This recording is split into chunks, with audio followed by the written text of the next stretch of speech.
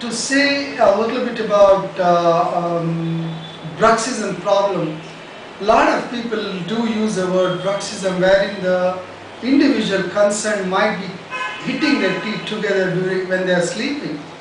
The bruxism is a major issue, giving a lot of psychological trauma.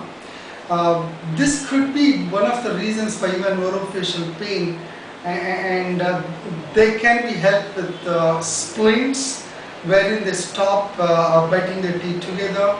If it is at neural level, we do take the help of neurophysicians to help them out, but in dentistry most of the bruxes can be helped with the help of splints.